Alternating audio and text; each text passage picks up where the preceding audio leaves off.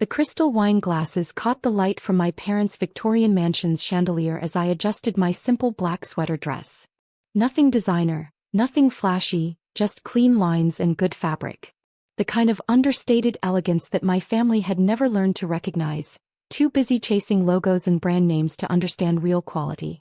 I'm Victoria Blake, though my family still calls me Vicky, like I'm 12 years old. At 33, I'm the family disappointment who dropped out of law school to pursue what they call my little hobby business. The daughter who chose to work from her apartment instead of climbing corporate ladders or marrying well like my sister Charlotte. Vicky, darling, my mother called from the dining room, her voice carrying that familiar note of concern mixed with embarrassment. Could you help bring in the dessert? And please try to mingle more. The Weatherbys are here and their son Jonathan just made partner at his father's firm. I smiled, continuing to arrange the Christmas cookies on the silver platter. Jonathan Weatherby, who'd been trying to ask me out since college despite my complete lack of interest. Another suitable match in my mother's endless campaign to save me from myself. The dining room was already full when I entered. Extended family, family friends, and various members of our parents' social circle, all gathered for the annual Christmas dinner that served more as a networking event than a family celebration. Everyone dressed in their holiday finest, comparing recent purchases and discussing their children's achievements. There she is. My sister Charlotte waved me over to the main table, her diamond bracelet catching the light. At 35, she was everything my parents wanted in a daughter. Married to a hedge fund manager, living in Connecticut, mother of 2 perfectly behaved children who attended the right private schools.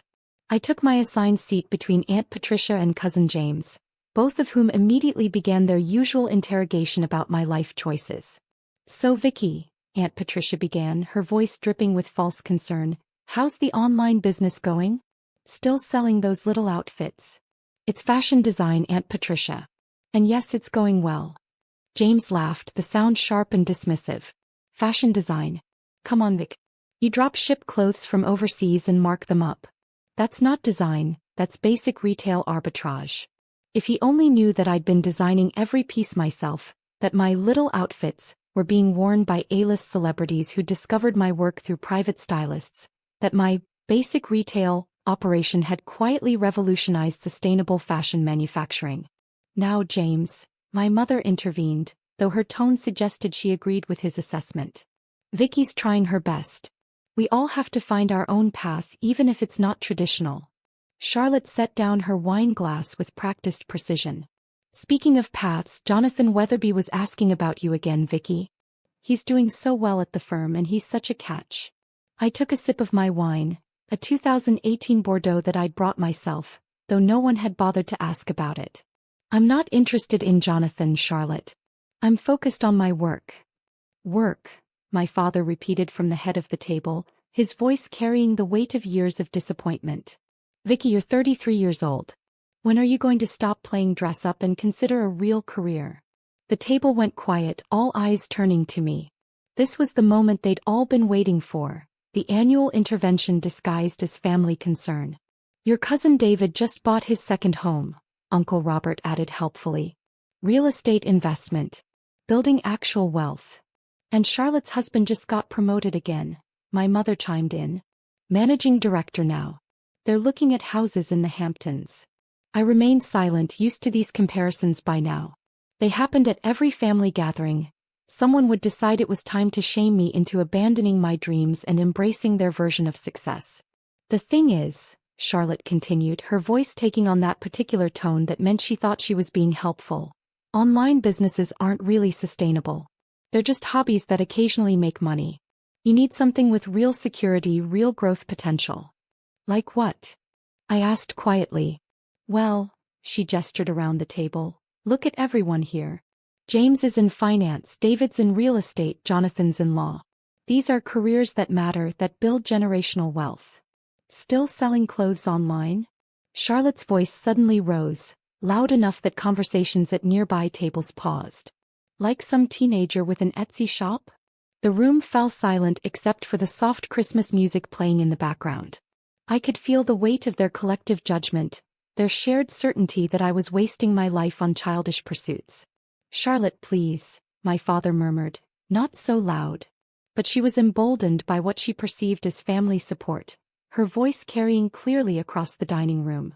Everyone here is building something real, contributing to society, creating actual value.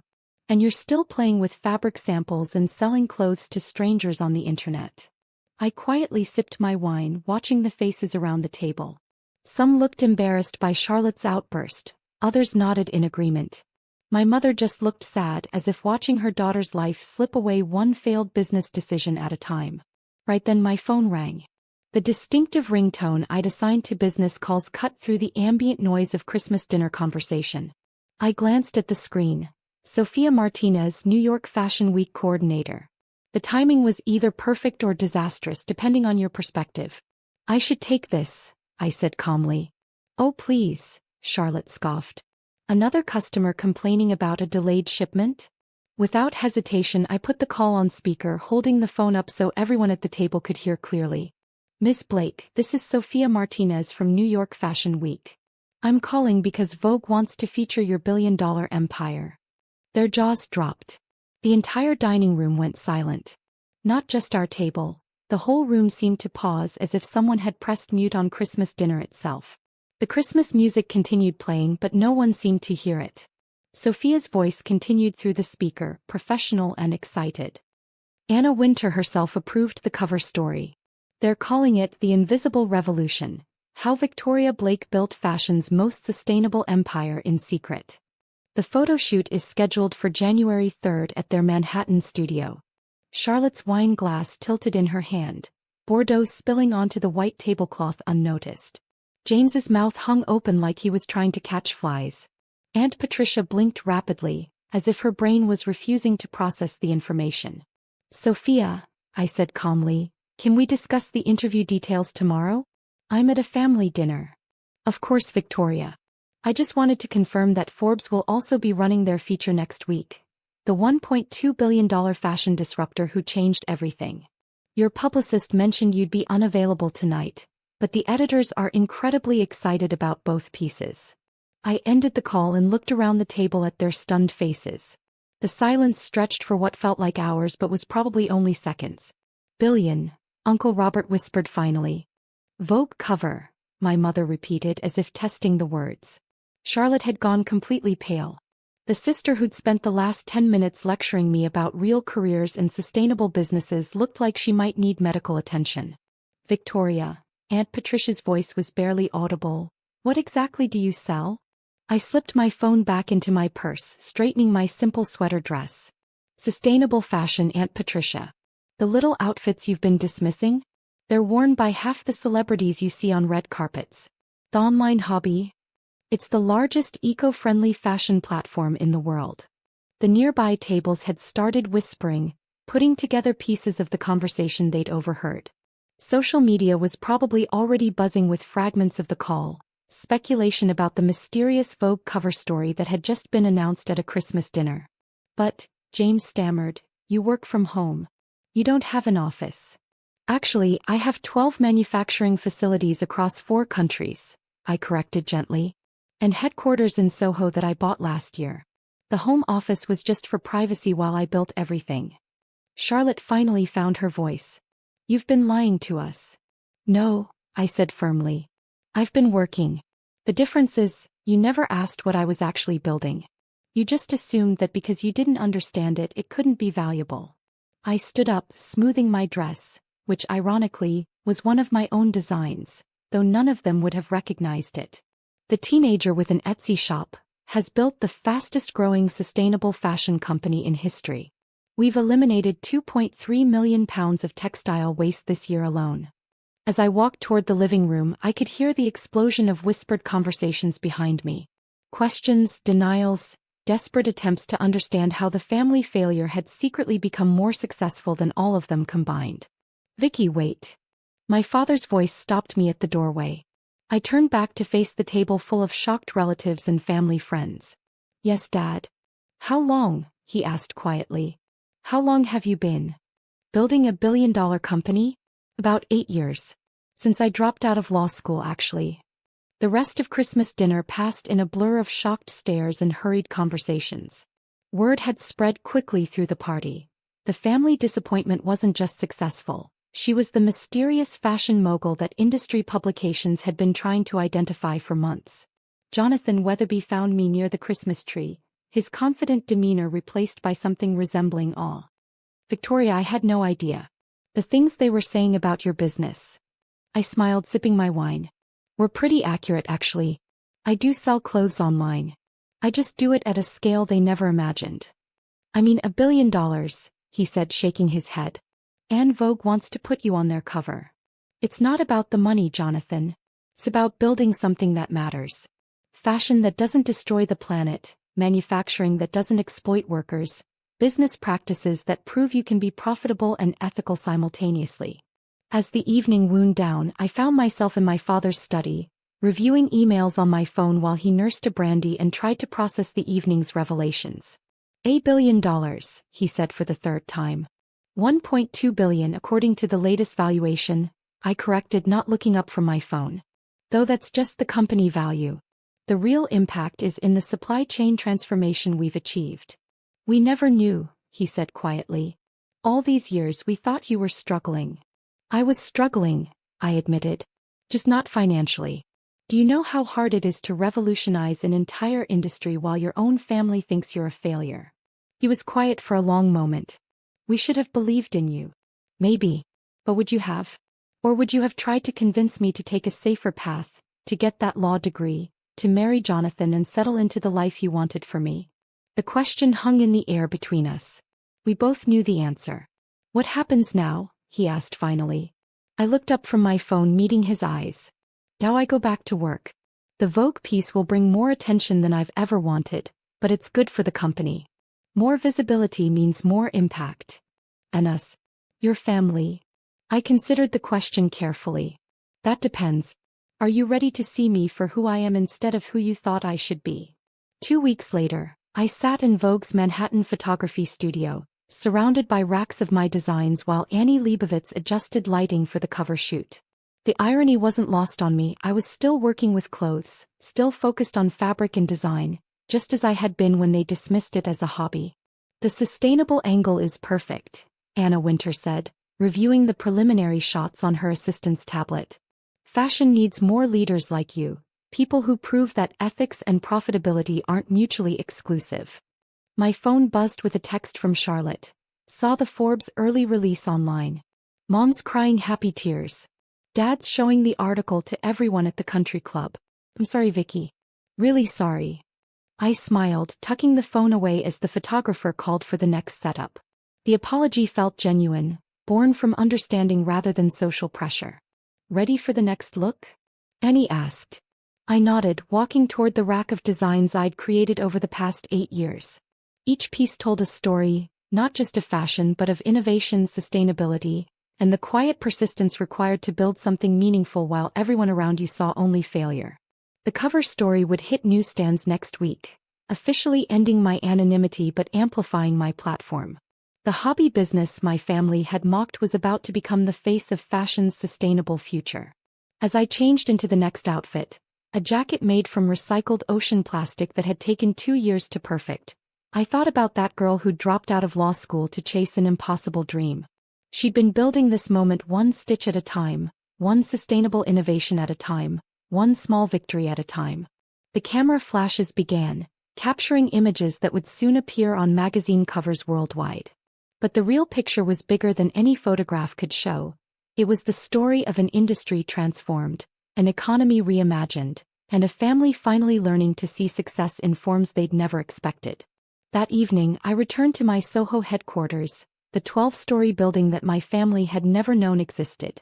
The design studios were empty now, but the walls were covered with sketches, fabric samples, and prototypes that represented the future of sustainable fashion. My assistant knocked on the office door. "The Times wants to schedule a follow-up interview about the Vogue piece. And your mother called, she wants to tour the facilities next week." I looked up from the sustainability reports I was reviewing, surprised by that last request. "My mother wants a tour?" "She said she wants to understand what you've built. Really understand this time." The transformation in our relationship had been gradual but genuine. Once the family got over their initial shock, Some of them had made real efforts to learn about sustainable fashion, to see the value in what I'd built rather than just the money it had generated. Charlotte had started buying exclusively from ethical brands. My father had begun investing his clients' portfolios in ESG funds. Even Aunt Patricia had joined a local environmental group, telling everyone about her niece who was saving the planet one dress at a time. "Schedule the tour for Thursday," I said. "And make sure she sees the manufacturing floor. I want her to understand that this isn't just about clothes, it's about changing how things are made." As I worked late into the evening, reviewing designs for next season's collection, I reflected on the strange journey from family disappointment to industry leader. The hobby business that had started with a sewing machine in my apartment was now employing over 3,000 people worldwide, all committed to proving that fashion could be beautiful, profitable, and responsible. My phone buzzed with a message from James. "Vicky, I've been thinking about what you said at Christmas. My firm wants to discuss sustainable investing strategies. Would you be willing to consult on a project?" I typed back, "I'd be happy to help. But James, it's Victoria now. The person who builds billion-dollar companies gets to choose what she's called." His response came quickly, "Understood. And Victoria, I'm proud to be your cousin." That night, driving home to my penthouse apartment, purchased through the same holding company I'd used to buy the headquarters, I thought about the power of persistence. About the importance of building something meaningful even when no one else sees its value. The sustainable fashion platform that had started as mysterious online sales was now reshaping an entire industry, proving that consumers wanted beautiful clothes that didn't harm the planet. Every organic cotton shirt, every recycled polyester dress, every innovative fabric made from agricultural waste represented a small victory against fast fashion's environmental destruction. But the technology and innovation were just tools. The real revolution had been in persistence, in continuing to build something meaningful despite being consistently underestimated by the people who should have supported me most. My phone rang as I pulled into my building's garage. The caller ID showed my mother's number. "Hi, Mom. Victoria, I just finished reading the Forbes article online. The part about you developing that new fabric from orange peels, how did you even think of that?" I smiled, hearing genuine curiosity in her voice for the first time in years. "Research, Mom. Lots of research and lots of failed experiments. Innovation is mostly just persistence with better documentation." "I'm proud of you," she said quietly. "Not just for the success but for sticking to your values even when we didn't understand them." "Thanks, Mom. That means everything." "The tour on Thursday. Can I bring your father? He's been reading everything he can find about sustainable manufacturing. I think he's finally starting to understand what you've built." I laughed, remembering the man who'd once dismissed my work as plain dress-up. "Of course. Bring Dad. Bring anyone who wants to see how real change happens." After we hung up, I sat in my car for a moment, looking up at the Manhattan skyline through my sunroof. Somewhere in those lights were my manufacturing facilities, my design studios, my retail partners. The little hobby had become an empire, but more importantly, it had become proof that business could be a force for positive change. 6 months after the Christmas dinner that changed everything, I stood backstage at the Met Gala, adjusting the final details on Emma Stone's gown, a creation made entirely from recycled materials that would be featured in tomorrow's sustainability exhibits at the Metropolitan Museum. "5 minutes, Ms. Blake," the stage manager called out. I smiled, thinking about the girl who'd once been mocked for playing with fabric samples. Tonight, those samples had become art, worn by one of Hollywood's brightest stars at fashion's most prestigious event. My phone buzzed with a group text from my family, all watching the live stream from my parents' house. "Charlotte, OMG, Emma looks stunning. Dad, so proud of our Victoria. Mom, you're changing the world, sweetheart." Even James had sent a photo from his firm's viewing party, where he was apparently explaining sustainable investing to his colleagues while they watched me work with celebrities on the red carpet. As Emma stepped onto the Met Gala carpet, wearing a dress that proved sustainability and glamour weren't mutually exclusive, I thought about the strange journey from family disappointment to fashion revolutionary. The cameras flashed, capturing not just a beautiful gown but a statement about the future of fashion. Every photograph would carry the message that beautiful clothes didn't have to cost the earth, that innovation and ethics could create more value than traditional manufacturing ever had. Later that night, at the after-party in my honor hosted by Vogue to celebrate sustainable fashion's growing influence, I found myself surrounded by industry leaders, environmental activists, and celebrities who'd all embraced the mission of conscious consumption. Anna Wintour approached with a champagne flute and a smile. "Victoria, tonight's coverage will reach over 200 million people worldwide. The conversation about sustainable fashion has officially gone mainstream." I accepted the champagne, looking around at the room full of people who'd once dismissed eco-friendly fashion as a niche market. "It's not about the coverage, Anna. It's about the change. Every person who chooses sustainability over fast fashion is a victory." "Spoken like someone who truly understands the power of patience," she replied. "You've proven that the most revolutionary changes often happen quietly, built by people others underestimate." As the evening wound down, I stepped onto the museum's terrace, looking out over Central Park and the city beyond. Somewhere in those lights were factories running on renewable energy, workers earning fair wages, and customers wearing clothes that reflected their values rather than just their budgets. The hobby business my family had mocked was now a movement, proving that success isn't just about profits. It's about creating positive change while building something sustainable and meaningful. My phone buzzed with one final message of the night from Charlotte. "Watching you tonight, I finally understand what you've been building all these years. It was never about the clothes. It was about changing the world. I'm sorry it took me so long to see it." I smiled, tucking the phone away as I headed back inside. Tomorrow would bring new challenges, new innovations to develop, new ways to prove that business could be both profitable and purposeful.